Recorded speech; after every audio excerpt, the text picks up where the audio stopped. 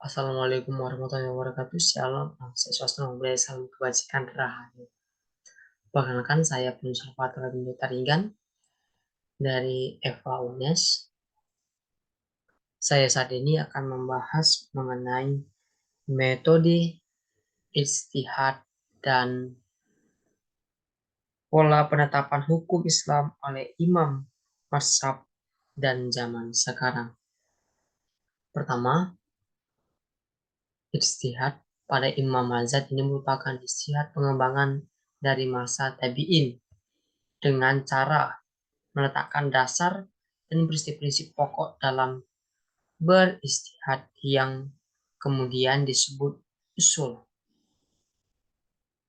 Langkah dan metode yang mereka tempuh dalam beristihad yaitu melahirkan kaidah-kaidah umum yang dijadikan pedoman oleh generasi berikutnya dalam mengembangkan pendapat pendahulunya.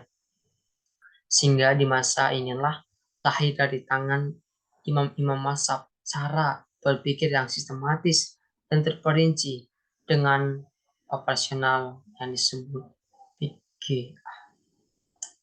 Dalam beristihad, imam mazhab langsung merujuk kepada dalil syarah dan menghasilkan temuan orisinal. Karena antara para mujtahid itu dalam beristihad menggunakan ilmu usul dan metode yang berbeda, maka hasil yang mereka capai tidak juga sama. Jalan yang ditempuh orang mujtahid dalam menggunakan ilmu usul dan metode tertentu untuk menghasilkan suatu pendapat tentang hukum, kemudian disebut mazhab, dan tokoh mujtahidnya dinamakan imam mazhab. Dari hal tersebut, imam mazhab yang dikenal yaitu seperti Imam Abu Hanifah atau Imam Hanafi, ada Imam Maliki yaitu Malik ibn Anas, ada Imam Syafi'i, ada Imam Hanbali. Yang pertama Imam Hanafi, yaitu dikenal karena banyak menggunakan rayu, kias, dan istisan dalam memperoleh suatu hukum yang tidak ada dalam nas. Kadang-kadang ulama mazhab ini meninggalkan kaidah kias dan menggunakan kaidah istisan. Yang kedua, Imam Maliki. Dasar istihad Imam Maliki adalah Al-Quran, Sunnah Nabi, Ijma, tradisi penduduk Madinah, kias, fatwa, sahabat, al-masalah al-mursalah, istisan, istishad, sad jari, dan syaru man aulana. Kemudian ada Imam Syafi'i. Dalam beristihad menetapkan hukum Islam, Imam Asy-Syafi'i pertama kali mencari alasan dari Al-Quran. Jika tidak ditemukan, maka ia merujuk pada sunnah Rasul.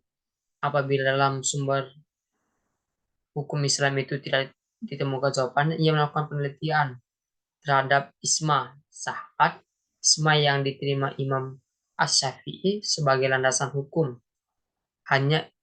Hanya isma para sahabat, bukan isma seperti dirumuskan ulama usul fikih yang kesepakatan seluruh mujtahid pada masa tertentu terhadap suatu hukum, karena menurut isma seperti ini tidak mungkin terjadi. Imam Hanbali adalah metode istimbat. Imam Ahmad bin Hanbal lebih banyak menyadarkan para hadis dan atsar daripada menggunakan rahyu atau istihad. Beliau juga menyukai berhujjah dengan hadis yaif untuk masalah furu'iyah daripada menggunakan kias. Sekian pembahasan dari saya. Saya mohon maaf apabila ada kesalahan kata ataupun hal yang menyinggung dari perkataan saya.